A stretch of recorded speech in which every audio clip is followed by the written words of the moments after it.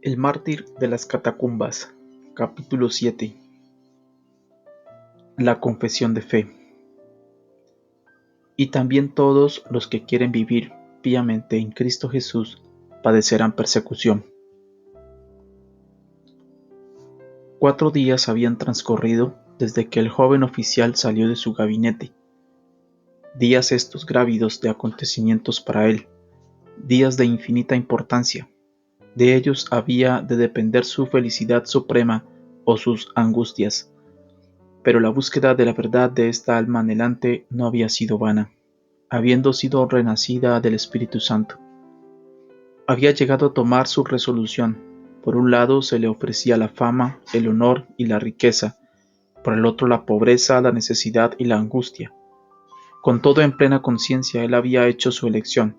Se había vuelto hacia la última sin un solo instante de vacilación.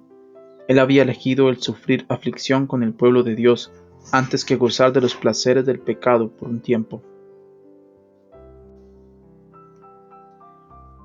A su regreso visitó al general y se acusó ante él.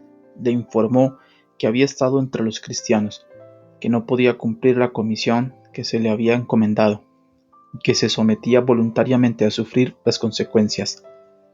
El general, con la severidad al que se había expuesto, le ordenó que pasara a su cuartel. Allí, en medio de la más profunda meditación y haciéndose conjeturas de lo que resultaría de todo esto, fue interrumpido por el ingreso de Lúculo. Su amigo lo saludó de lo más afectuosamente, pero en su rostro se evidenciaba una profunda ansiedad. «Acabo de verme con el general», dijo él, «quien me hizo llamar para darme un mensaje para ti. Pero primeramente dime, ¿qué es esto que has hecho?». Marcelo le relató todo detalladamente, desde el momento de su partida hasta su regreso, sin ocultarle absolutamente nada. Su cristalina buena fe evidenciaba lo poderosa, sincera y verdadera que había sido la obra eterna del Espíritu Santo en él. Luego le relató la entrevista que había tenido con el general. Yo entré en su habitación con claro sentir de la importancia del paso que tomaba. Iba yo a cometer un acto reputado como virtual traición y crimen, cuya sanción no es menos que la muerte, pero yo no podía hacer otra cosa. Él me recibió con toda afabilidad, animado de la idea de que yo habría logrado un éxito de importancia en la búsqueda que se me encomendó. Yo le dije que desde que salí había estado entre los cristianos y que por lo que había visto en ellos me había visto obligado a cambiar mis sentimientos hacia ellos. Anteriormente yo había pensado que ellos eran enemigos del Estado y dignos de muerte, pero había descubierto que se trataba de personas que son leales súbditos del emperador y más bien virtuosos. Contra tales personas yo no podía extender mi espada jamás, y antes que hacerlo la entregaba. A lo cual él me dijo: «Los sentimientos de un soldado no tienen nada que ver con sus deberes, pero mis deberes para con el Dios que me creó son más fuertes que cualquier deber que yo tenga con el hombre». A esto me replicó: «¿Acaso tu simpatía con los cristianos ha llegado hasta volverte loco? ¿No te das cuenta que lo que haces es traición?». Yo me incliné y le dije que estaba resuelto a afrontar las consecuencias. «Muchacho precipitado», exclamó severamente, «retírate a tu cuartel y yo te comunicaré mi decisión». Y fue así que me trasladé inmediatamente aquí y he permanecido desde ese momento esperando ansiosamente mi sentencia. Lúculo había escuchado toda la narración que le había hecho Marcelo sin una sola palabra, ni siquiera un gesto. Una expresión de triste sorpresa en su rostro evidenciaba lo que eran sus sentimientos, y conforme Marcelo concluyó, él habló en tono de quien deplora y lamenta. «Verdaderamente, tanto tú como yo sabemos lo que debe ser aquella sentencia, pues la disciplina romana, aun en tiempos normales, no se puede tomar con liviandad, y tanto peor ahora que los sentimientos del gobierno se hallan exaltados hasta el grado sumo contra aquellos cristianos, pues si tú insistes en tu proceder, estás arruinado. Te he expuesto todas mis razones. Sí, Marcelo, yo conozco tu carácter, puro y sincero. Tú siempre fuiste de una mente piadosa, Tú has amado las nobles enseñanzas de la filosofía y no te sientes satisfecho con todo ello como antes. ¿Por qué habías de ser seducido por la miserable doctrina de un judío crucificado? Jamás estuve satisfecho con la filosofía de que tú me hablas. Tú mismo sabes a conciencia que en ella no hay nada cierto en que el alma pueda reposar, pero el cristianismo es la verdad de Dios, traída por Él mismo y santificada por su propia muerte. Ya me has explicado en toda su integridad todo el credo cristiano, pues tu propio entusiasmo ha hecho que me sea atractivo, lo cual debo confesar, y si todos sus seguidores fueran realmente como lo eres tú, mi muy apreciado Marcelo podría adaptarse para llegar a ser la bendición final del mundo, pero yo no he venido ante ti para argumentar sobre la religión, vengo a hablarte sobre ti mismo. Tú estás en inminente peligro, mi querido amigo, tu posición, tu honor, tu cargo, tu misma vida se hallan en peligro. Considera pues detenidamente lo que has hecho. Te fue confiada una importantísima comisión, en cuyo cumplimiento saliste. Se esperaba que volvieras trayendo informes importantes, pero por el contrario, tú vuelves y te presentas ante el general informando que te has puesto del lado del enemigo, que de corazón te has vuelto uno de ellos, y que te niegas a emplear las armas romanas contra ellos, pues no comprendes que si el soldado ha de escoger con quién ha de pelear, qué va a hacer de la disciplina, pues tiene que cumplir las órdenes y nada más. ¿No tengo razón? Pues tú tienes razón, Lúculo. La cuestión que tú tienes que decidir no consiste en si escoges la filosofía o el cristianismo, sino en si tú eres cristiano o soldado romano, porque conforme se encuentran las cosas en estos tiempos, te es absolutamente imposible ser soldado romano y al mismo tiempo cristiano, pues tienes que renunciar a una de las dos. Pero no solamente eso, sino que si tú insistes en tu decisión de ser cristiano, tienes que compartir su suerte, porque no se puede hacer la menor distinción en favor tuyo. Por el contrario, si quieres continuar como soldado, tienes que pelear contra los cristianos. No cabe la menor duda en cuanto a esa cuestión. Tú sabes que tienes amigos cordiales que están gustosos de olvidar tu grande y precipitado delito, Marcelo, pues te conozco que eres de ese carácter que fácilmente te entusiasmas, y le he suplicado al general por ti. Él también te tiene en gran estima por tus cualidades de soldado valiente. Está animado de toda voluntad de perdonarte bajo ciertas circunstancias. ¿Cuáles son ellas? La más misericordiosa de todas las condiciones, que eches en el olvido todos los 4 días pasados, que se desvanezcan por completo de tu memoria. Hazte cargo de tu comisión nuevamente. Toma tus soldados a tus órdenes y en el acto emprende el cumplimiento de tu deber, procediendo a la detención de esos cristianos. Lúculo exclamó Marcelo, levantándose de su asiento, con los brazos cruzados. Te estimo muchísimo, como amigo que eres, y te estoy agradecido por tu fiel afecto. Jamás podré olvidarlo, pero ahora tengo yo dentro de mí algo que te es por completo desconocido, y lo cual es mucho más precioso y fuerte que todos los honores del Estado. Es pues nada menos que el amor de Dios.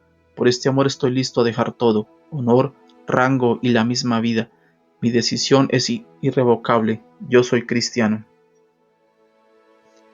Lúculo siguió sentado, mudo de sorpresa y conmovido en extremo, contemplaba a su amigo. Para él era demasiado conocido el carácter de éste en sus resoluciones, y veía con profunda pena cómo sus palabras persuasivas habían fracasado. Después de mucho volvió a seguir hablando, recurrió a todos los argumentos que podía pensar, invocó todos los argumentos que podrían influir en él, le habló del terrible destino que le esperaba y de la venganza ensañada que se emplearía particularmente contra él, pero todas sus palabras fueron completamente inútiles. Finalmente se levantó víctima de la más profunda tristeza. Marcelo, dijo, tú estás tentando al destino. Vas apresuradamente hacia la suerte más terrible, pues todo lo que la fortuna puede deparar se te está ofreciendo, pero tú vuelves las espaldas a todo aquello por jugarte la suerte juntamente con aquellos proscritos miserables. Yo he cumplido con mi deber de amigo al tratar de hacerte volver de tu locura, pero todo lo que yo pueda hacer es inútil ante tu obstinación. Te he traído la sentencia del general. Tú has sido degradado del rango de oficial, y hay la orden de arresto contra ti, acusado de ser cristiano. Mañana serás apresado y entregado para sufrir el castigo. Pero todavía tienes muchas horas a tu disposición, y todavía tengo yo la posibilidad de alcanzar la satisfacción, aunque penosa, de ayudarte a escapar. Huye, pues, en el acto. Date prisa, porque no hay tiempo que perder. Hay un solo lugar en el mundo en donde puedes estar a cubierto de la venganza del César. Marcelo le escuchó en silencio absoluto. Lentamente se sacó las armas y las puso a un lado. Con tristeza se desabrochó la suntuosa armadura que él había portado con tanto merecimiento y orgullo. Y así quedó vestido de su sencilla túnica a disposición de su amigo. Lúculo, una vez más te repito que jamás he de olvidarme de tu fiel amistad. Cuánto quisiera que estuviéramos volando juntos en una huida perfecta, que tus oraciones pudieran ascender con las mías hacia el trono de aquel a quien yo sirvo. Pero basta, me retiro. Adiós. Adiós, Marcelo. Jamás nos volveremos a encontrar en la vida. Si alguna vez estuvieras en necesidad o en peligro, tú sabes bien en quién confiar. Los dos jóvenes se abrazaron y Marcelo partió apresuradamente. Salió del cuartel avanzando directamente hasta llegar al foro. Al llegar a este lugar se encontró rodeado de templos y monumentos y columnas de mármol. Allí estaba el arco de Tito midiendo el ancho de la vía sacra. Allí se levantaba la forma gigantesca del palacio imperial de la más rica arquitectura, con regios adornos de los mármoles riquísimos, culminando con las brillantes decoraciones doradas. A un lado se levantaban las murallas enormes del Coliseo, más allá se podía contemplar la cúpula estupenda del Templo de la Paz, y al otro extremo el Monte Capitolino destacaba sus históricas cumbres, coronado de apiñados templos estatales que se erguían como desafiando las alturas y cortando los aires bajo el azul del cielo. Hacia allá dirigió sus pasos y ascendió las escarpadas pendientes hasta dominar la misma cumbre, y una vez en la cima, miró alrededor el amplio y soberbio panorama que se le ofrecía a la vista. El lugar mismo en donde se estacionaba era un amplio cuadrado pavimentado de mármol y rodeado de templos señoriales. En un lado se veía el Campus Martius, rodeado por el Tíber, cuya avenida amarillenta serpenteaba penetrando en las profundidades del horizonte hacia el Mediterráneo. Por todos los otros lados de la ciudad, acaparaba toda la extensión dispareja, presionando hasta sus estrechas murallas y rebasándolas por medio de calles que se irradiaban hasta gran distancia en todas las direcciones, invadiendo el campo. Los templos, las columnas y los monumentos alzaban sus cornisas orgullosas. Estatuas innumerables llenaban las calles con una población de formas esculturales. Numerosas fuentes salpicaban el aire. Los carruajes se desplazaban bulliciosos por las calles. Las legiones de Roma iban y venían con aires de parada militar, y así por donde miraba podía contemplar que surgía la borrascosa ola de vida de la ciudad imperial. A la distancia se extendía el llano, salpicado de incontables villas, casas y palacios, rica y exuberante vegetación, las moradas de la paz y de la abundancia. A un lado se podía ver levantarse la silueta azul de los Apeninos, dignamente coronados de nieve. Al otro lado, las turbulentas olas del Mediterráneo azotaban las playas en la indomable lejanía. Repentinamente Marcelo fue perturbado, o más bien vuelto en sí por un grito. Volteó en el acto. Un hombre avanzado en años y cubierto de escasa vestimenta, de rostro macilento y frenéticas gesticulaciones, clamaba a gran voz expresiones ininteligibles de terror y denunciación.